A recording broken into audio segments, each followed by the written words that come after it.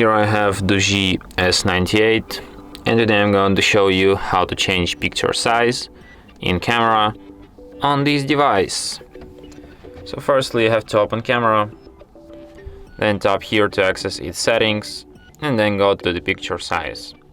So you have like 1 megapixel, 16 megapixels, 40 megapixels, and also 64 megapixels photo size. And that's it. Thanks for watching. If you find this tutorial useful, don't forget to hit that like button and subscribe to our channel.